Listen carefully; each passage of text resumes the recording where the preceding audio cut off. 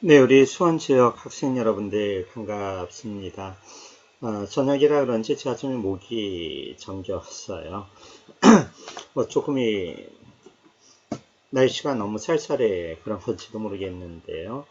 수업 시작하면서 여러분들 우리 어, 목소리가 또 잘 들리는지 화면은 잘 보이는지 체크 한번 하겠습니다. 예, 서로 마이크 좀 이렇게 키시고 목소리 잘 들린다고 좀 대답해 주시면 좋겠어요. 목소리 잘 들려요. 네, 우리 지효 고마워요. 또? 잘 들려요. 예진이도 고맙습니다. 다른 분은? 잘 들려요. 네, 우리 배지호 학생도 감사하고. 민준이도 잘 들려요? 어때요? 네, 사실, 늘 말씀드리지만, 스터디 카페나 학교나 뭐 이런 데서 공부를 하면은 또 핸드폰 가지고 수강을 하면은 누르기가 좀 어려운 경우들이 있죠. 네, 아무튼 여러분들 고맙고요. 11월 또 다 가고 있습니다.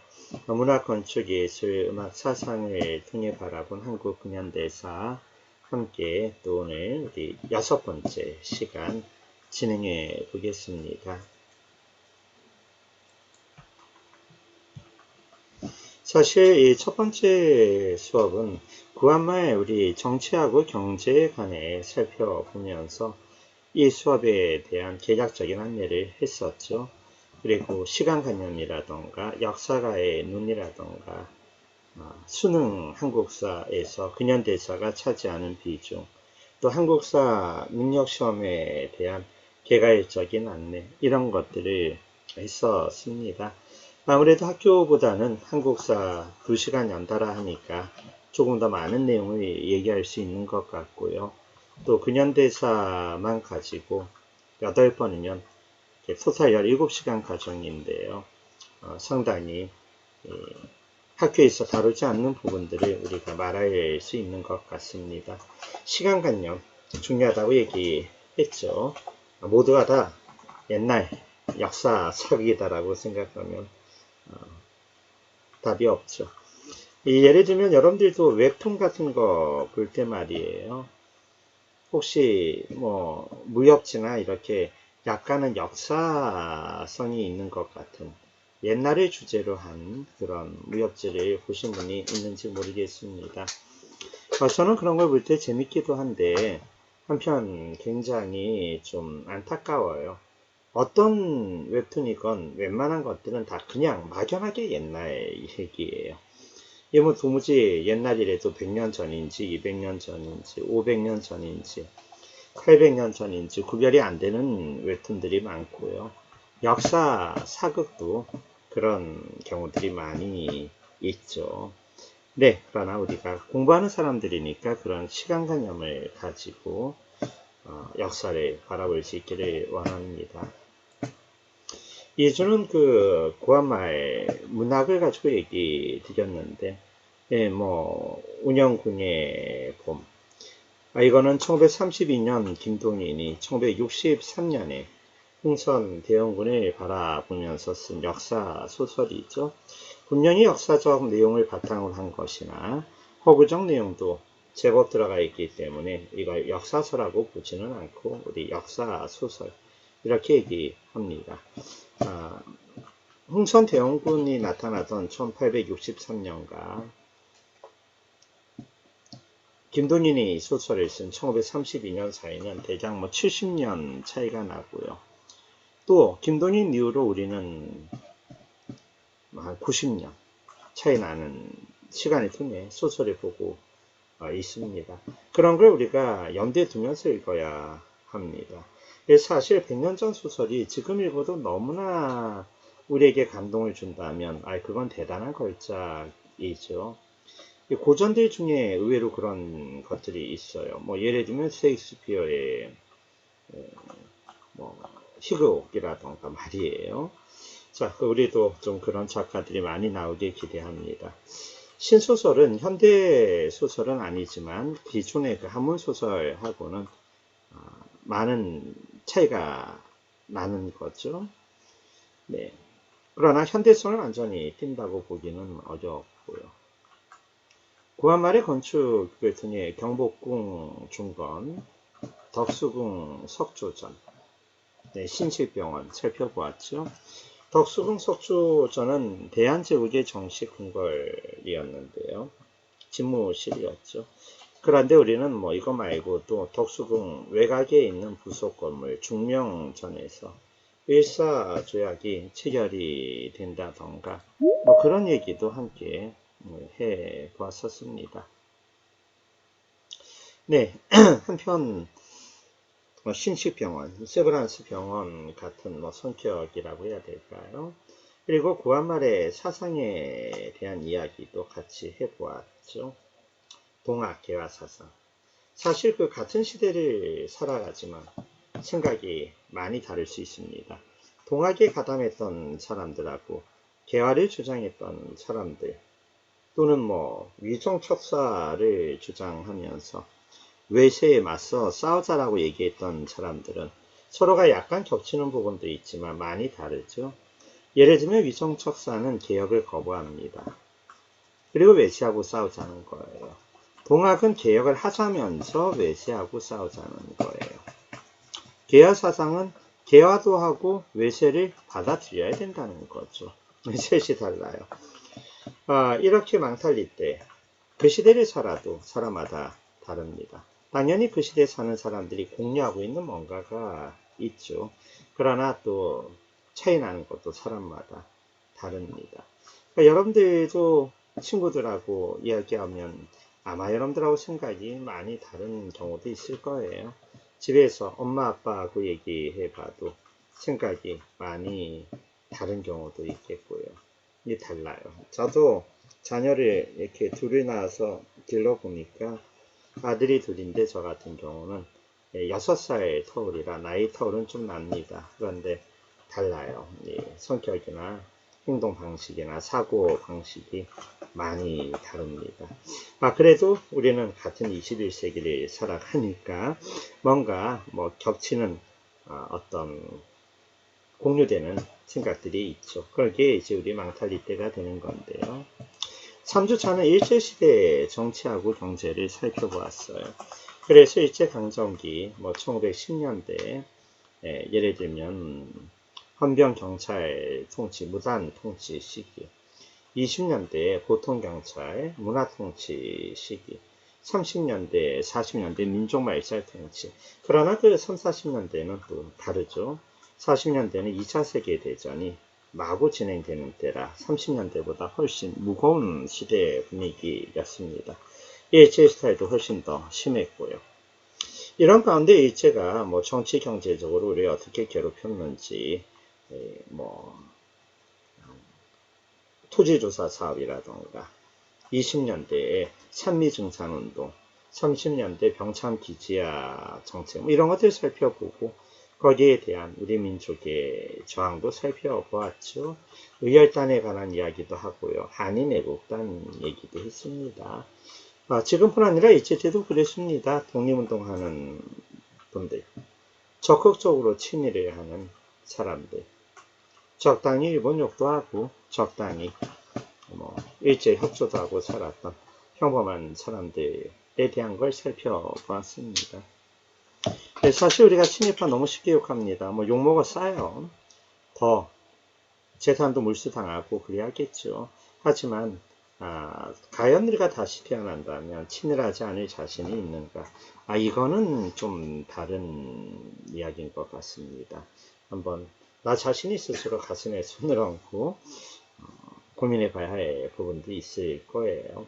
그 정도로 이 광기 시대였던 일제 때 독립운동을 한다는 건 매우 힘든 일이었고요. 그분들이 존경받아 마땅하겠죠. 네, 여러분들. 그리고 이제 4주차는 일제강점기 문화에 대해서 우리가 이야기했죠. 그래서 근데 좀 차이가 있어요. 1917년 이광수가 쓴 무정은 그 시대 때 이광수가 바라본 시대에 변화되고 있는 모습을 가지고 아주 알콩달콩 잘 썼죠. 그래서 최초의 현대 소설이라고 합니다. 근데 3.1운동 이후에 사회주의가 들어오거든요. 그래서 그 1924년 한진건이라는 분은 운수 좋은 날이라는 소설을 썼는데, 이런 소설에서 그는 사회주의 사상에 대해 관심을 기울이면서, 그러나 뭐 사회주의에 완전히 빠진 건 아니에요. 그래서 20살 젊은 나이 20대 초반에, 말은 김첨지지만 노인네가 아닙니다.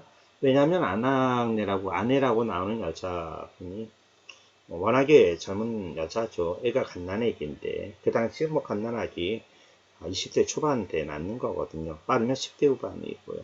병원 한번 못 갈 정도로 가난하고, 며칠 밥을 쫄쫄 굶을 정도의 인력거, 자기 몸으로 구르마 끄는 거잖아요. 흔히 말해서요. 근데 운 좋게 큰 돈을 벌고 기분 좋게 집에 아내가 좋아하는 소랑탕을 사들고 갔으나, 아내는 그날 오기 전에 이미 사망한 경우입니다. 죽음이 일상화된 그 비참한 시기의 모습을 한진건은 1920년대 운수 좋은 날이라는 이름으로 표현을 했는데요. 근데 여러분들, 이거 비슷한 작품들이 계속 나와요. 오늘 우리가 얘기할 작품들도 그런 것들이 나오는데요. 근데 이런 거는 사회주의가 나오기 전에는 결코 나올 수가 없는 소설입니다. 1917년 이광수가 우정을 쓸 때부터 불과 7년 뒤 나온 운수 좋은 날이지만, 1910년대에 나온 어떤 소설도, 혹은 1900년대에 나온 그 어떤 소설도 비참하게 가난한 서민들의 모습을 주인공으로 쓰지는 않았어요. 여러분, 홍길동은 유명한 양반 아들이고 다만 서자일 뿐이지만 능력이 출중합니다. 또 간혹 가다가 비천한 삶을 사는 사람 얘기가 나와도 그 사람은 영웅적으로 성장하는 게 주인공이 되는 거거든요. 이른바 영웅설화죠. 영웅전설. 그런데 운수 좋은 날은 그 비참한 하층에 비참하게 죽는 걸 그린 거죠. 그걸 보면서 가슴 뭉클하게 만든. 그런 거는 이전에 없던 소설이에요. 물론 사회주의가, 공산주의가 조금 더 빨리 퍼졌던 다른 나라에서는 조금 더 일찍 나올 수가 있었을 겁니다. 그런 점에서 불과 7년 사이지만 무정의 시대하고 운수 좋은 날의 시대는 세상이 많이 바뀌었다는 걸 알 수가 있습니다. 또 바뀐 게 1935년의 상록수입니다. 이것도 그 시대 분화로드 운동, 민중속으로라는 분화로드 운동을 배경으로 쓴 건데요. 그러나 여기에서는 민중을 계몽하자라는 주제의식을 가지고 쓴 건데요. 그러한 민중을 계몽하자라고 하는 거는 뭐 신소설에서 약간 그런 형태는 있었지만, 그런 것이 남녀의 사랑, 젊은이들의 헌신, 그렇지만 감옥에 가게 되고 또 죽게 되는 죽음의 일상인 사회였으니까요. 그런 상록수는 그 이전에는 알 수가 없었던 작품이죠. 학생들이 농촌을 계몽한다. 기리하기 어려웠던 시대였습니다. 그런데 상록수를 1961년 영화화 했을 때하고 1978년 영화화 했을 때의 포인트는 다릅니다. 60년대 초에 6.25 끝나고 정말 그 가난했을 때 만든 영화는 뭐 상록수하고 다를 바가 없었던 비참한 시기였어요. 민족 말살 통치 시대나 그때나 너무나 가난했던 시대였죠. 하지만 수출 개국 달러를 1977년 돌파하고 경제적으로 자신감이 붙기 시작하던 경제적으로 자신감이 붙기 시작하던 1978년에 만든 상록수 같은 경우는 남녀 간에 이루어질 수 없는 아주 로맨스에 초점을 맞춰서 소설이 영화화된 걸 알 수가 있죠. 반대로 따지면 그런 영화는 60년대는 좀 보기가 어려웠을지 모릅니다.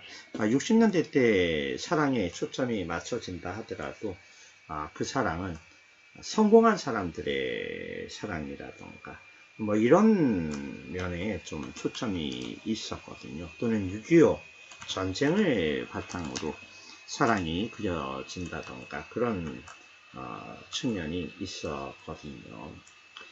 자, 그래요. 이렇게 문화는 그 시대를 알아야 우리가 제대로 해석이 됩니다. 건축, 조선 총독부, 예술, 영화, 아리랑 밀정, 사당 공산주의. 그래서 형평운동, 백성들의 신문상승운동이라던가 노동운동, 농민운동 이런 것들이 20년대에 나온 거 살펴봤죠. 특별히 1924년 전라남도 신안 암태도 소작쟁이라던가 1929년 원산의 어떤 노동자 총파업 그리고 이미 그때만 해도 국제적으로 노동자들이 연대하고 있는 모습이 나옵니다. 우리 입장에서는 지금은 다 사망한 죽은 사람들이지만 그때에도 이미 국제적인 연대가 있었다는 건 한번 고민해 볼 내용이죠. 하지만 그런 국제적인 연대는 원산 노동자 총파업 이전에는 찾아볼 수가 없었어요. 적은 적인 거예요. 일본은 일본이고 우리나라는 우리나라인 겁니다. 중국은 중국이고 프랑스는 프랑스인데 프랑스의 노동자들이 조선의 노동자를 지지하는 성명을 내고 세상이 바뀐 거죠. 이전에 우리 역사에서는 볼 수 없었던 그런 시대가 그렇게 도래하고 있는 겁니다. 마치 우리가 미얀마라고 하는 작은 나라의 민주화를 보면서 운동을 보면서 지지를 해줘야겠다고 생각하는 그런 모습과 비슷한 나라를 뛰어넘는 어떤 망탈리때라고 해야 될까요? 또는 노력이 연대가 일어나는 그런 시기였습니다. 그렇게 일제강점기는 바뀌어져 가고 있었고요. 해방 이후 우리는 매우 혼란스러웠죠. 매우 혼란스러웠고 그러나 그 사이에 걸출한 인물들이 나오는데 이승만이라고 하는 건국의 아버지라고 불리는 분과 건국의 아버지가 아니라 이분은 또 근대화의 아버지라고 불리는 박정희 대통령 걸출한 인물들입니다. 대단한 성과를 많이 나왔어요. 그러나 두 사람은 독재자라고 하는 오명을 벗을 수가 없었고 그 두 분 때문에 억울하게 죽은 사람들도 제법 있었고요. 두 분이 업적이 타고난 만큼 고통을 받은 사람들도 있었습니다. 분명한 사실이죠. 그래서 두 사람은 독재자라는 칭호를 얻었고요.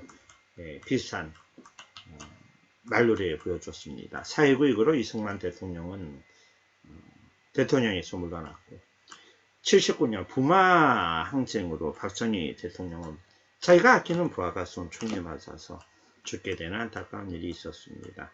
그러나 이 두 사람이 남긴 업적은 대단하다고 할 수가 있죠. 그래서 제가 여러분들 부모님들 또는 여러분 선생님들 또는 여러분들 할아버지들 이런 예외 없어요. 이 두 분을 매우 존경하거나 매우 미워하거나 그런 경우 중에 속합니다. 제가 여러분들께 부탁드리는 거는요. 우리는 그 두 가지가 가능하다. 이걸 철학적 용어로 양가적이라고 하는데요.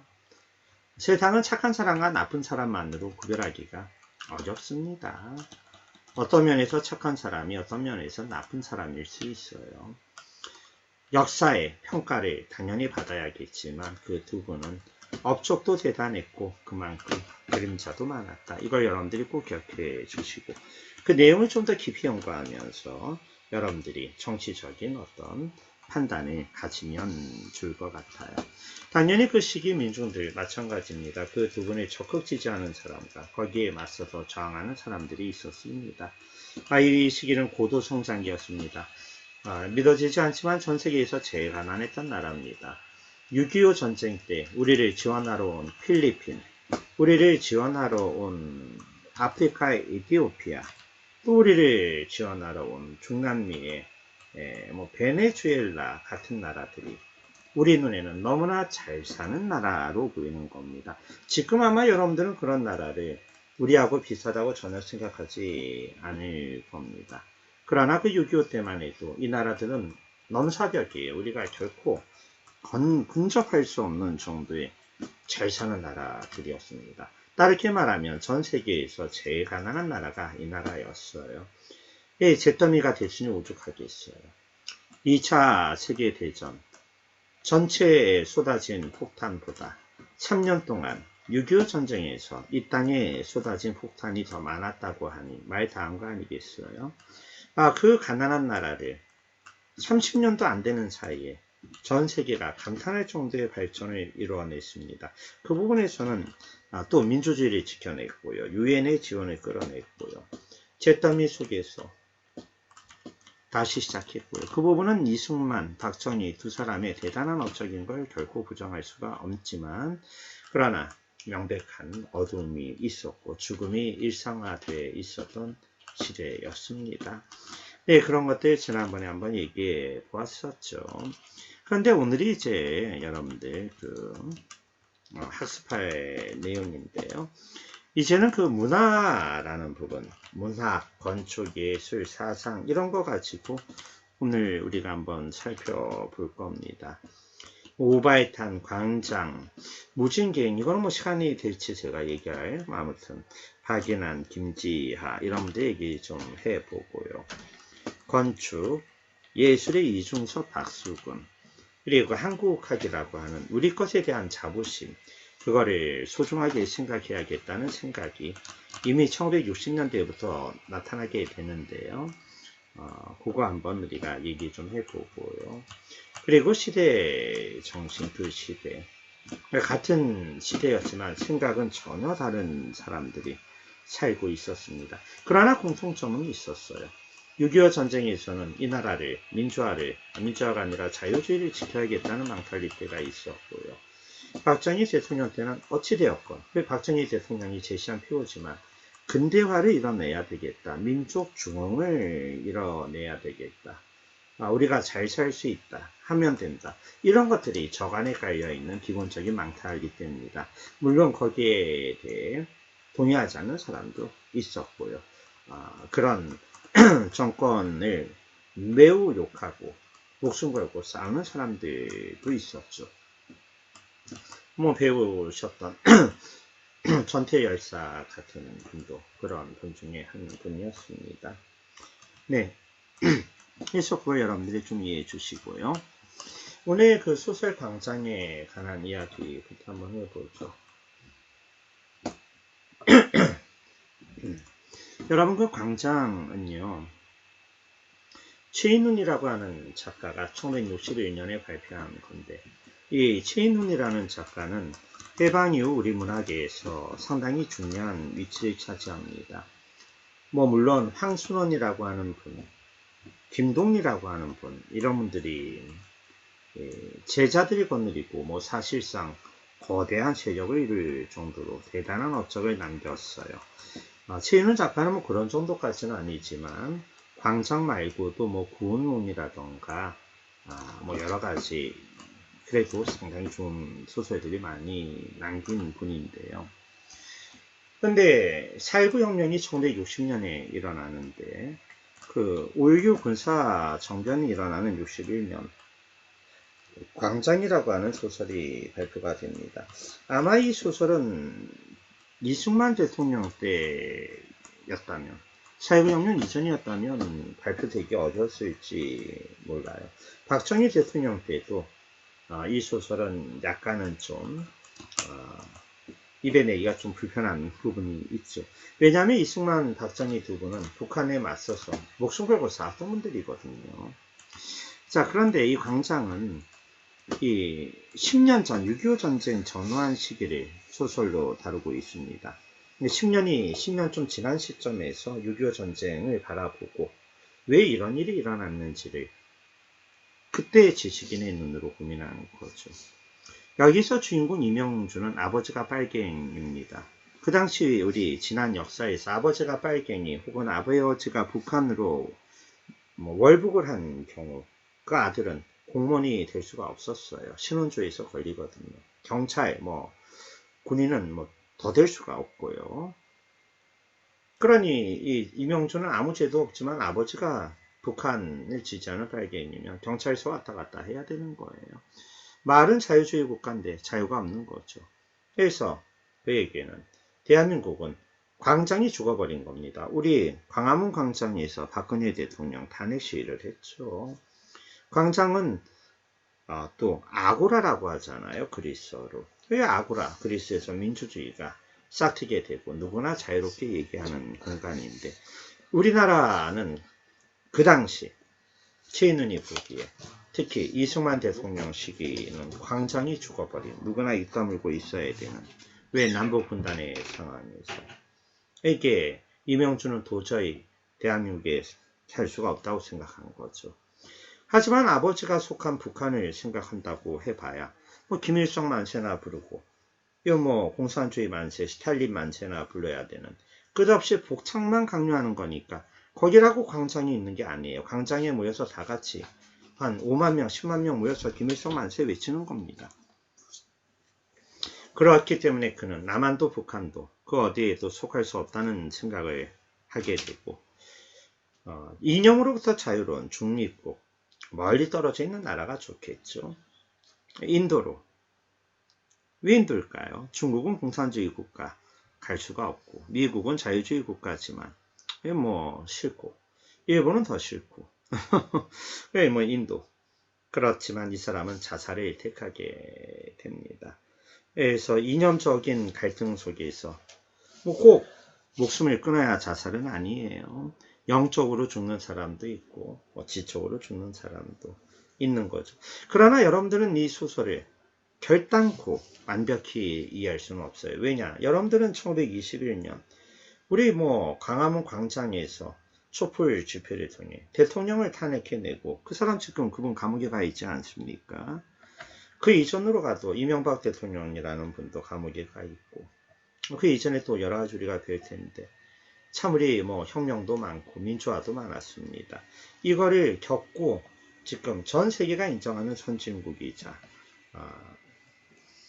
가장 발달한 시대에 살고 있는 여러분들은 결코 북한을 동경하지는 않을 거예요.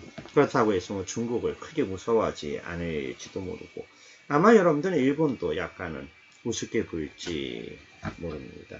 그런 여러분들이 이 광장을 읽을 때는 이게 너무 재미없게 읽힐 수가 있고 도무지 이게 뭔 말인지 모르겠다는 생각이 들 수가 있어요. 이런 것들이 시대의 차이죠.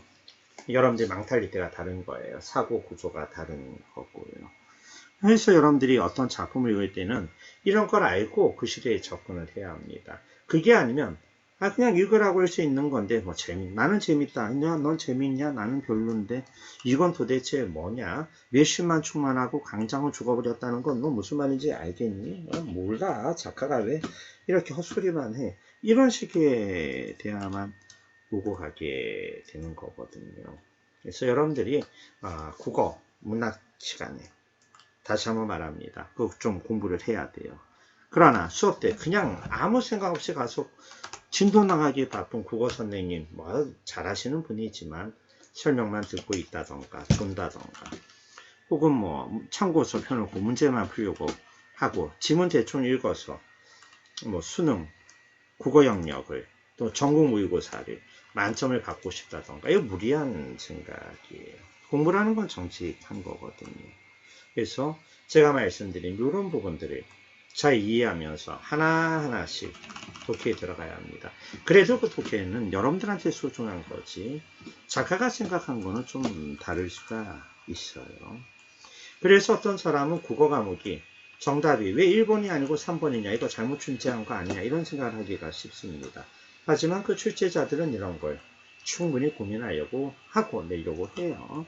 그래서 그분들이 내는 정답은 일반적으로 타당성이 있는 거죠. 그래서 우리가 수학, 영어, 국어라고 말 안 합니다. 국어, 영어, 수학이라고 합니다. 공부를 해보면 그래서 사실 국어가 영어, 수학보다 더 어렵습니다. 영어는 국어처럼 어렵게 안 물어봐요. 남의 나라 말이니까. 국어같이 깊게 물어보지는 않아요. 그냥 언어에 대해 듣기 평가, 문법, 독해 이런 걸 물어보거든요. 수학은 사실은 뭐 기초만 튼튼하면 정말 쉽죠. 그러나 그 기초를 놓쳐버리게 되면 수포자가 되게 됩니다. 수학을 포기하게 되는 거죠. 수포자. 국포자는 국어를 포기하는 건데 국어를 포기하지는 않아요. 우리말이니까 뭐 최대한 정답을 맞추려고 하죠. 하지만 국어에서 고득점을 받기는 매우 어렵습니다. 영어, 네, 남의 나라 말. 그러나 물어보는 깊이는 국어보다는 낮죠. 수학은 정답이 정확히 나옵니다. 해법이 있고요. 하지만 기본이 약하면은 문제를 접근할 방법이 없는 겁니다. 인수분해를 못하는 사람이 미분 접근하기가 어렵죠. 2차 함수를 모르는데 3차 함수를 어떻게 알겠어요. 뭐 그런 것들인데요. 여러분들 공부에 대해서도 한번 더 고민해 봐 주시면 좋을 것 같고요. 근데 그 6.25 전쟁 때 바로 그 6.25 전쟁 시기 현인이라고 하는 그 당대의 가수가 고스여라 금수나라고 하는 노래를 발표했는데 이게 아주 큰 히트를 칩니다. 그래서 이거는 그 시대 때 6.25 전쟁 때 나온 노래로 6.25 전쟁을 겪은 사람들이 따라 부르면서 눈물을 흘리고 술도 한잔하고 그랬던 노래입니다. 오산 지역의 한 학생은, 여학생은 이 노래 들어봤냐고 하니까 할머니가 간혹 부르는 걸 들었다는 거예요. 아마 그 할머니는 어렸을 때 6.25 전쟁을 겪었겠죠. 왜냐하면 1950년에 태어나면 지금 나이로 71세 정도 되시니까 어렸을 때 부모님들이 부르는 노래 들었던 그 추억이 있었을지 모릅니다. 그래서 여기 또 화면에 나오는 배경의 동영상은 또 그 시대의 희귀 영상을 바탕으로 깔아놔가지고요. 한번 여러분들이 간접적으로 체험할 수가 있을 텐데요. 이것도 알아야 들립니다. 왜 금순이냐? 순이라는 말은 순할 순자로 이전에 여자들 이름에 많이 붙였습니다. 근데 금같이 순하에다 금쪽 같은 딸이라는 거예요. 금쪽. 둘째의 딸은 은순일지 모르죠. 근데 그 금순 1사후퇴 때 헤어진 겁니다. 1사후퇴는 뭐냐? 우리가 6.25 전쟁 때 낙동강으로 밀렸다가 메가더 장군을 비롯한 유엔군의 도움으로 인천 상륙작전이 성공하고 1950년 10월 1일 38선이 넘습니다. 그래서 그 10월 1일이 대한민국 국군의 날입니다. 압록강에까지 도착합니다. 하지만 중공군이 100만 대군 이끌고 쳐들어오면서 인해 전술로 밀리게 되죠. 그 밀리는 사람이 함경남도 흥남에서 다 모인 겁니다. 1사후퇴는 1월 4일 서울을 뺏기고 후퇴했다는 거지만 그 전에 흥남 철수가 있는데 이 흥남에서 미군들이 그 피난민들을 못 버리고 가는 거예요. 자유주의를 찾아 떠나겠다고 하는. 그 사람들은 이미 북한 체제에서 5년 살면서 진절머리가 났던 거죠. 마구 밀려오는 그 사람들 배에 태우는 게 한계가 있습니다. 그 배에 못 타면은 북한에 남게 되고 경우에 따라 죽게 됩니다. 그 배를 타려고 또 한 명이라도 더 태우려고 미군도 무지 노력했고요. 기적 같은 일이 벌어졌죠. 그래서 많은 사람들이 부산으로 왔지만 여러분 핸드폰도 없고 인터넷도 없고 DNA 유전자 검사 이런 거 없어요. 전화도 없습니다. 그 시기 대통령이나 쓰는 전화지 뭐. 결국은 배에서도 엄마 손 묻히면 고아되는 거예요. 생이별 하는 겁니다. 아내랑 남편이랑 헤어지면 못 만나는 거예요. 어디 가서 다시 만납니까? 수소문 하면서 찾아다닐 수는 있겠지만 그것도 돈이 있어야 할 수 있는 거거든요. 그렇게 생긴 이산가족이 무려 1000만 명이에요. 여러분 1000만 명. 북쪽에 아버지 두고 온 아들, 북쪽에 아내 두고 온 남편. 말로 못하죠. 그리고 그 사람들이 부산에서 다 만납니다. 그 국제시장에서 국제시장이 그렇게 열리게 되죠. 유엔군이 국제적으로 연합한 군대였으니까 거기 가서 물물 교환해 가지고 물건 달라고 구걸하고 바꿔 가지고 또 울면서 얻어 가지고 그거 서로 국제시장에서 또 물물 교환하고 물건 팔고 그렇게 먹고 살았던 겁니다. 초가집이 뭐예요? 그 피난민들 처음에는 부산에서 천막도 없죠. 가마떼기라고 하나요? 뭐 그거 가지고 움집, 신석기 때 움집 짓고 사는 건데요. 예, 그 시대 때 난 고시어라 금순화는 이러한 배경을 알아야지만 여러분들이 들릴 수가 있고, 그나마 모든 걸 이해를 못하더라도 간접적으로라도 이해를 할 수가 있는 겁니다. 예, 그래서 여러분들한테 제가 잠시만요. 네, 여기 우산지역 학생 어제가 아니라 지난주였군요.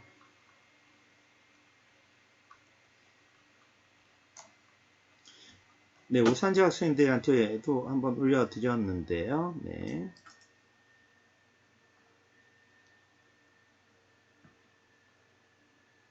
구스여라 금수나 링크를 제가 지금 단톡방에 올려드리겠습니다.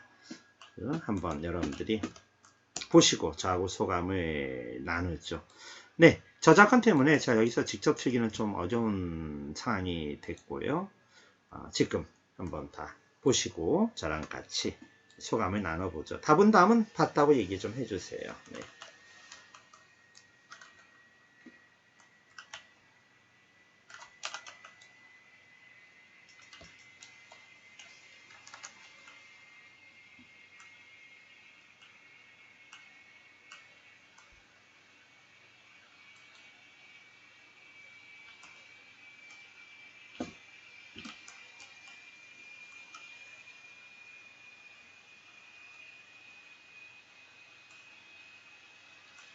네, 동영상으로 보시는 분들은 유튜브에서 이 구스여라 금수나 치면은 그 동영상 나오거든요.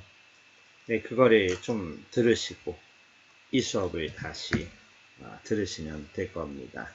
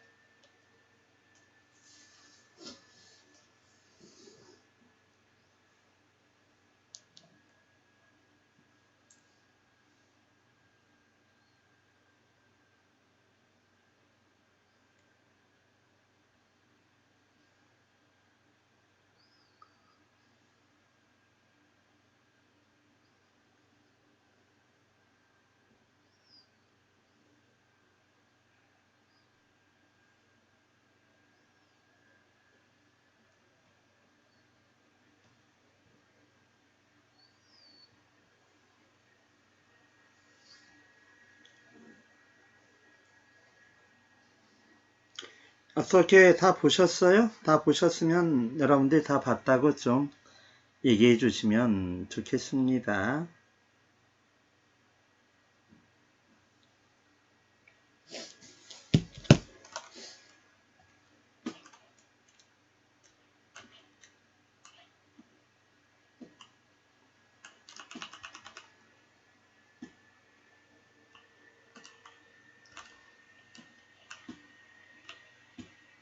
다 봤어요.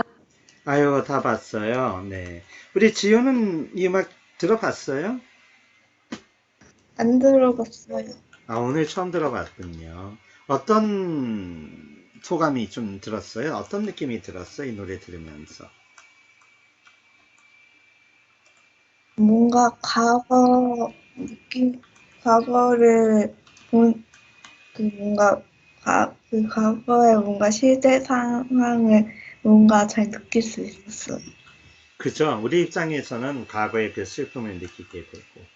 하지만 그때 노래를 부르고 들었던 사람들은 이거 뭐 이 노래 들으면 그냥 눈물이 줄줄 나고 술 한잔 먹으면 대성통곡하게 되는 그런 노래입니다. 네. 눈보라가 몰아치는 바람찬 흥남부두에 근데 그 실제 바람찬 그 흥남부두 그게 12월이었거든요. 크리스마스 직전이었어요. 북한이 얼마나 추웠겠어요 그때.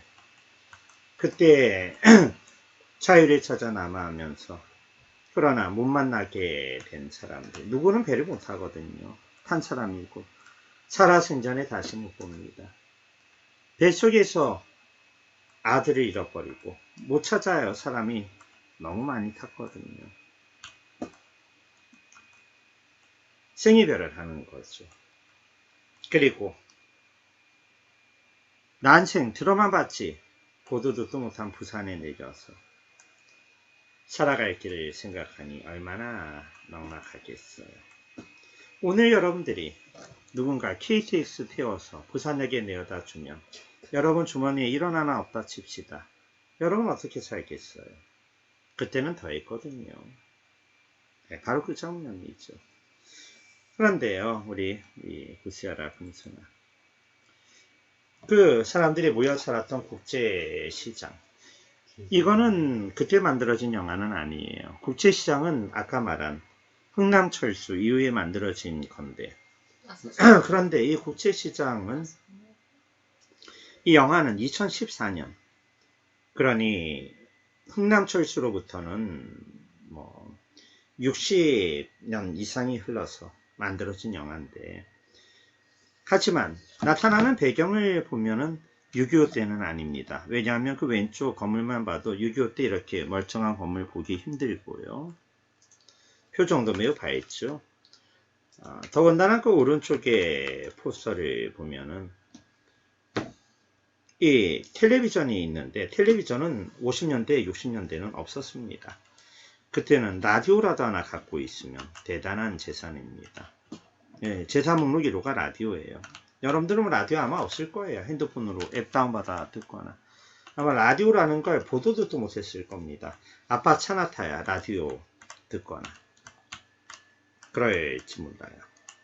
근데 이 흑백 텔레비전이 나오고 있고 이것도 약간 잘못됐어요. 이렇게 흑백 텔레비전 올려놓은 건 80년대 이후고 70년대 흑백 텔레비전은 일단 칼라 텔레비전은 70년대 때 없습니다. 이 나라에. 80년대 이후에 나옵니다. 근데 이 흑백 텔레비전이 동네에 하나 있기가 어려워요. 제일 큰 재산이고 마을에 이장님이나 돼야 잘 살아야 이게 있거든요. 그렇다 보니까 그 흑백 텔레비전을 가구로 짜가지고 아주 그 장롱 같은 곳에 잘 모셔놓고 볼 때만 조심해서 이렇게 보는 거였거든요. 이거는 70년대에서도 한 중후반쯤으로 봐야 될 장면인데요. 근데 그 왼쪽에 포스터를 보면은요. 가장 평범한 아버지의 가장 위대한 이야기. 그 힘들었던 60, 70년대 때 또는 50년대부터 이분은 지나왔겠죠. 6.25 때. 60, 70년대 지나서 자녀들을 두고 이제는 손자까지 보면서 다 같이 웃으면서 TV를 볼 수 있었던 시대가 왔어요. 그러니 이 웃고 있는 아저씨는 저는 이 영화를 안 봤지만 그 힘들었던 시기 평범한 사람이 보여주는 위대한 이야기죠. 그 흥남철수 눈보라 몰아치는 거 이겨내고 부산 와서 움찔해서 국제시장에서 힘들게 일하면서 가족을 부양하고 그 가족은 어느덧 잘 자라서 다 같이 모여서 웃게 되고 네, 그래서 가장 평범한 아버지의 가장 위대한 이야기가 아닌가 싶은데요. 하지만 이분의 멘탈리티는 내가 이래야 우리 가족이 먹고 산다. 내가 실패하고 좌절할 수가 없다. 나는 일을 하기 위해 일어서야 한다. 이게 이 사람이 갖고 있는 맹탈리티거든요. 그러나 같은 시대 때 전태일 열사님이 보여준 정신은 전혀 다르죠. 전태일 열사님은 이 환경에서는 죽을 수밖에 없다. 사람 사는 게 아니다. 나는 이 잘못된 사회를 지켜볼 수가 없다. 나는 여기에 맞서 싸우겠다.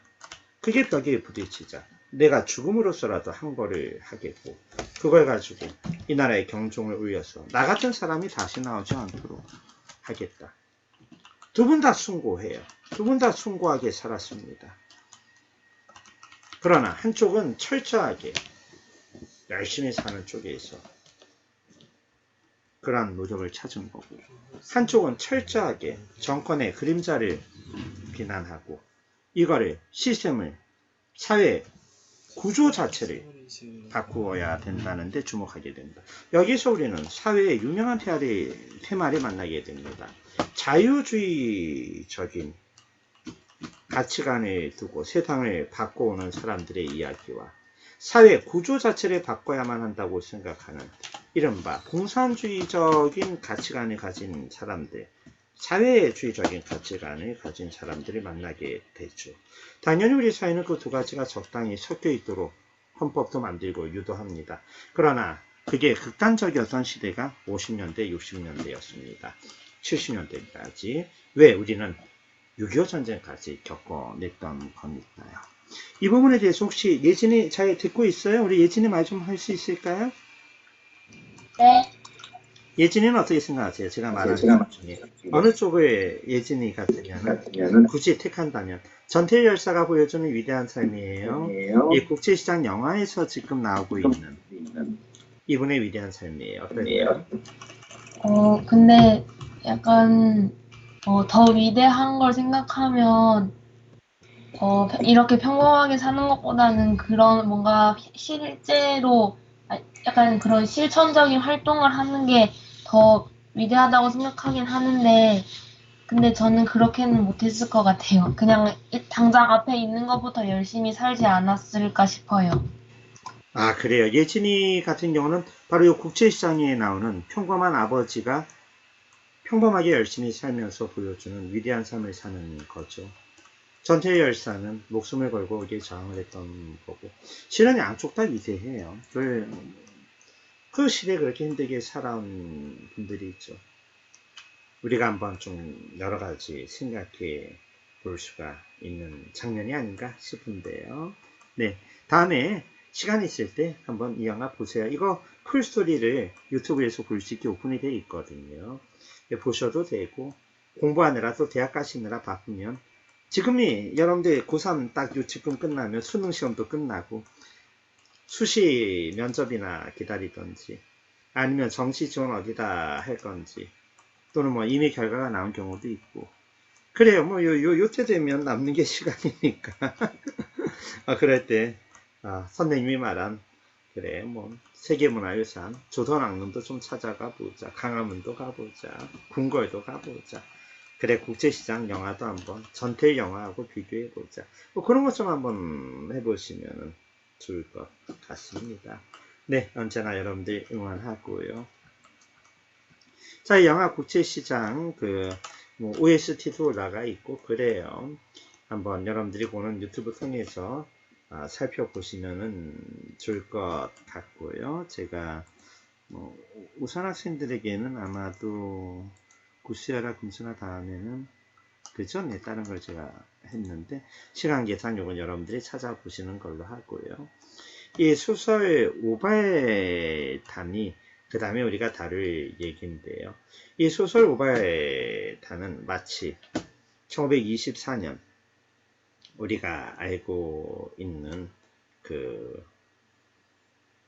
현진관의 운수 좋은 날과 비슷한 소설입니다. 뭐 눈물 없이는 도저히 볼 수 없는 내용이죠. 우리 뭐 공부하다 보니까 7시 50분인데요. 한 10분 쉬고 8시에 출석도 아까처럼 한번 불러보고요.